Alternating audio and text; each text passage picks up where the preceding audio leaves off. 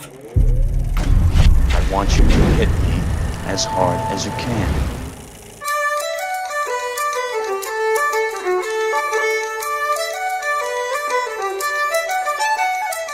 This is the Joe Blow El Nino interview. Just the general feeling that a lot of us get about like when you're the victim of a crime, even if it's a small one. The police try to solve it, but they're kind of overworked, and you just kind of feel victimized, and you're left there. There's no sense of justice, and it's very seldomly delivered. Yeah. I can remember me and my brother were living here in a shithole off Sycamore in Hollywood. It was kind of a crack house type apartment building, and people died in there and OD'd, and our shit was vandalized. I remember coming home one day, opening my door to some guy robbing my place, and I'm talking with him. I figure he knew my brother or whatever, or Taylor was like outside or something coming in, and he lights up a cigarette, sits down on the couch, and then I suddenly realize this prick's robbing me. So also, if you look at the justice system as it's been in America for a long time, we don't really trust it anymore. And that was kind of an important thing to me, and a bad thing to have to deal with. So I just kind of started there with a sense of none of this is really working anymore, Okay. All right. So what were some of the particular challenges in filming on location, both in Toronto and Boston? It was the first time I had done anything, filmed anything anywhere, Yeah. So I just almost immediately preferred filming on location. Much more exciting. It's less controlled than in a studio. So in the studio, you kind of more have the time, and moves and lighting and everything like that is a lot easier. Actors are centrally located, but there's some excitement about shooting on location that just sort of jived with me. So I preferred it right away. The majority of it was shot in Toronto for financial purposes. It was cheaper to shoot there. We didn't have much money, $6 million. But we got a couple of days to shoot in Boston, so we reserved a lot of the outside photography, a lot of the stuff in that opening credit sequence. Yeah. Those are Boston landmarks. We got a helicopter, news chopper those days to shoot a lot of the helicopter photography. We made sure to get the boys walking across Copley and all that stuff. So we wanted to kind of set that, since we only had a couple days, and we got the prison shots in there, which I really like. We were the last to shoot in the Charles Street prison, which was a shut down prison, which is now it's like a awesome. Stayed there once. It's an awesome. It's ridiculous. It's an awesome restaurant, bar, hotel type thing. It's fucking terrific. Yeah. All right. So, do you have any favorite on-set stories or memories from the first Boondock Saints? Oh man, there's like a million of them. There's a million of them. We were all a bunch of crazy kids going through that together. Rocco had never shot anything before. He was my dearest friend. My producer, Chris Brinker, God rest his soul, was his first thing. Norm and Sean were virtual unknowns at that time. We were all just a bunch of crazy kids doing crazy shit. It happened every day. There was just a feel on this set that was just magical. Even all the people that worked on it, all the craftsmen and keys, and all the way down to PAs, just kind of felt this rumbling motion, like something different was happening here. So there was this newness to everything. But some of the stories, sure, I can remember some on and off set. I remember this one time, Rocco was working this waitress at this place, Johnny Baker's, that we all fucking drank at after we shot. Yeah. And he's telling her, I'm going to film with Willem Dafoe, and she doesn't believe him, so he brings Dafoe in, and she comes up with a napkin and he asks him for his signature. And Dafoe knew, that Rocco had been trying to work this girl, so he goes, I'll give you an autograph if Rocco says it's okay. Right in front of everybody, and the whole place just kind of looked at her. Rocco was like, yeah, go ahead. And he did it, and she did it. There was little things like that on and off. We went out and played paintball once. Me and Flannery were on the same team. We housed everybody. Yeah. That cat scene was funny as hell to shoot. I totally lied to Rocco and told him that it was a thing called a blood cannon under the table. Yeah. And I said, it doesn't even make a sound. Meanwhile, it went off like a fucking howitzer. So that reaction you see of him blasting back is real, And strangely enough, he stayed in take. He kept going with it. Yeah. But there was like a million little things. I remember when Defoe left, he came into this bar we were all having dinner at, you know, because like you'll have guys that you shoot out in a couple weeks, and Sure. everybody just fell in love with each other, and he had that last moment with us, you know, and that's when, you know, the only time he got a buzz on, got a couple good drinks in him, and started just, you know, it was like a hoorah thing, and he wafted out of there like the, you know, King of England, jumped in his cab and got taken away, and we all kind of felt that loss for a second, but the next day we were right back at it, you know.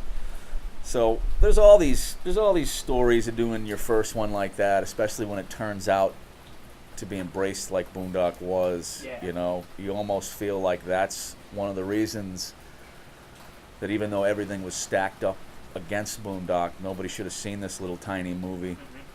You almost think that's one of the reasons that it did, because there was some kind of magic in there with everybody that made it. Yeah.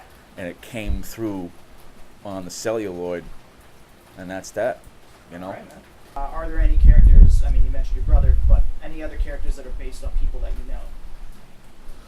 Well, I mean, Rocco Yeah. was. I mean, he happened to be me and my brother's boss. We worked at the same bar as bouncers, and Rocco was our manager. Okay. I just loved his personality so much, and we were so tight. So he would be, you know, one of the ones that a role was written for. And 2, I wrote Romeo for Clifton. Yeah. With full intent of giving him that role. That was able to happen. Of course. So yeah, there've been a couple times when you write for specific actors or friend actors that you're acquainted with. All right, right on. So casting this film, and in particular, I was wondering what led you to cast Bill Connolly, because he was known for comedy at that point. How did you come to that? Because we fell in love the second we met. Billy's just one of those guys. You know, I also thought going against the type. What we knew about Billy at that point was Head of the Class and a couple other smaller things. Yep. Majesty Mrs. Brown showed that his acting chops. I knew how talented he was, how good he was, but it was who he is, his personality, who he really was, Yeah. that I almost got to know immediately. He also looked like what you picture when you think of God. And I knew that role, you know, that's a force of nature character that's suddenly coming in the third act. Yeah. Probably only has 10 or 15 minutes in the whole film, that becomes Yeah. like, you know, biblical shit is now raining down on you. Yeah. So I knew I was excited about going against cast with a guy like Billy, knew he could handle it, and Yep. he was pissed off that nobody ever cast him as a bad guy. He wanted that hard, and he knew nobody was going to do it. So he kind of came after that role a little bit too, and once we started talking about it and I started seeing it, what we could do with this guy, the wardrobe, Yeah. the gun work, you know, how he looked, who he was, it just, again, that was one of those perfect moments in casting with just like, yep, look no further, Yeah. you know. And is it true that you guys chose to give him a cigar because he couldn't stop smiling? I read that online. I didn't know if that was Yeah, there's a bit of truth to that, yeah. But he also is a huge cigar smoker. Okay. So he was smoking on set while he was like doing these little, for the neighborhood we were shooting in, the neighborhood families. He was doing a comedy show. Oh, nice. He's smoking, and I realized how cool he looked with that and how comfortable he looked with it in there too. So there was that aspect of it too. I was like, why not? All right. Yeah, fair enough. He still managed to smile with that damn cigar in too, though. You still kind of see it, you know. He's like, How in could his you teeth. not love playing that role? Yeah. So what are your feelings on the legacy of this film, and what do you think led for it to be embraced as a cult classic? My feelings on the legacy of Boondock.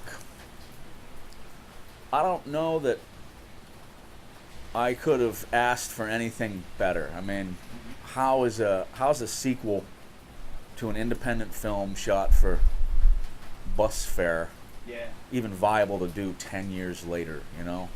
Why are fans jumping all over themselves for 3? You know, they want a 3rd installment of this. It's still viable. Yeah. It just has this stay power. So in terms of legacy, there's like this shelf life with Boondock.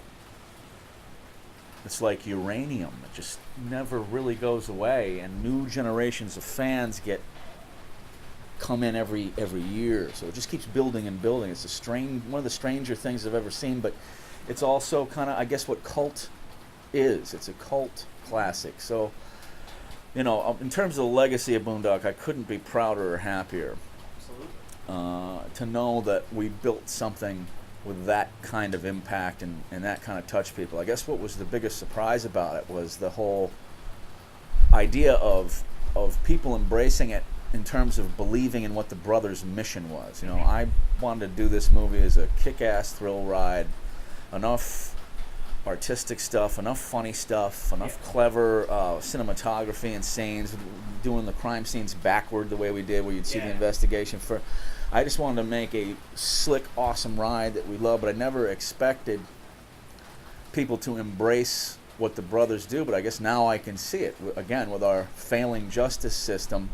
It's one of those things that allows us to drift into fantasy and say to ourselves, geez, I would like guys like, if it was going to happen, I'd like it to be guys like that in every major city. Yeah. I don't know if you're allowed to say this or not, but it's been 7 years since we've last seen the Saints. Where do you see them now? Well, I approached the idea for 3. It took me a while to crack that code with a very simple thought, you know, because like you risk going off the fucking edge with stuff like this. The fans know every frame of both those films so well. You know, it's almost like writing with shackles on. You need to know that story, never trespass anywhere, never leave a hole. But then what about the entirety of it? What's that story? What's the theme of that story for the next one that makes sense and adheres to the other 2 films as well? You know, it took me a long time to figure that out, but it came with the answer to a very simple question. If that happened and suddenly these 2 brothers were captured and put on trial, thrown in prison, they would suddenly be the news for a long time, and everybody would know who they were. And depending on what you believe, they're either mass murderers who deserve to be hung, or they are justice-seeking vigilantes that are doing the job that our system's not. Right? So it would split the public pretty much down the middle. So I thought, all right, that's our beginning point.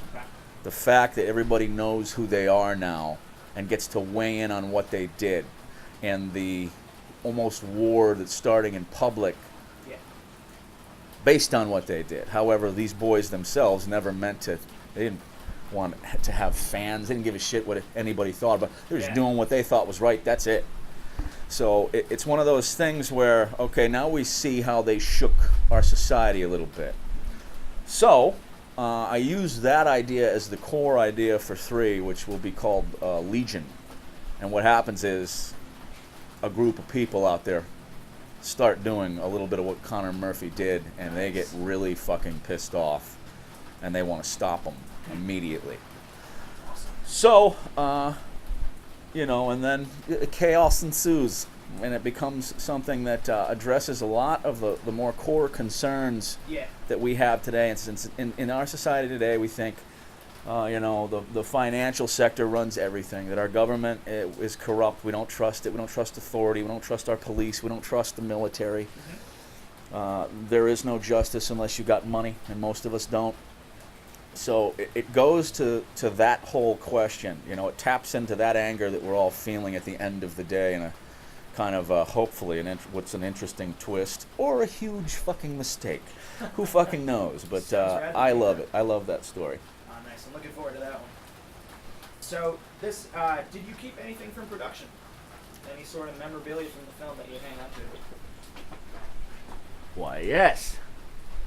Oh shit. I kept this. 2 of them. These were the plastic replicas. The brothers' guns. These don't really exist. These are Desert Eagles that I invented this kind of triangular silencer for 2, and they were so heavy on the brothers that they made these kind of rubber replicas that they could carry around when they weren't actually firing them. So I kept these. A couple other things. I got some memorabilia around here. So, what was your experience with Boondock Saints before coming aboard to the second movie? You know, there's this huge, crazy legend surrounding the original Boondock Saints, and you know, it hit the trades. There's this story about these Irish brothers. It was written phonetically, so if you can't even do an Irish accent, it was there. You know, I think everybody wanted to meet Troy, and my lawyer at the time was doing deals with him, so he wanted to rep me, my lawyer, and he said, hey, who do you want to meet in this business? I can introduce you to people. I said, I want to meet Troy Duffy. And he says, I'm going to go see him on his birthday next week, June 8th, Yeah. which is 8 days before my birthday. So in essence, my entertainment lawyer is one of my best friends, David Krinsman, brought me to Troy Duffy. So I was Romeo was Troy Duffy's birthday present. Very nice. Yeah. So do you have any favorite stories from the filming of Boondock Saints 2? I think my favorite story is when our producer got a little lit up on a Friday night when we were getting ready to go out, and he was walking down this long row of stairs with giant bushes surrounding it, and Yep. then he slowly tumbled into it, landing on his side and moving like a robot and not getting up. We had to run up and pull him out of the bushes. It was pretty funny. Very nice. So what has your experience been with the fans so far? Do people come up to you and yell, ding dong, or? Yes, they do. Yes, they do. I've had people yell, "Ding dong, motherfucker! Who ordered whoop-ass fajitas?" I was with my fiance at the time, walking down Hollywood Boulevard, and you can kind of sense when like certain people get they get a whiff of who you are. Like I look different in all my movies, so you just see the look in their eye. And I saw this guy at the coffee shop. I saw his eyes. We just kept walking.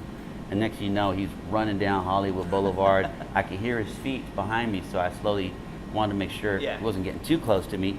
And then he looks at me and he just goes, "Ding dong, motherfucker, ding dong." Nice. I said, "Thank you, sir. Thank you. Good day." Very nice. Moving on.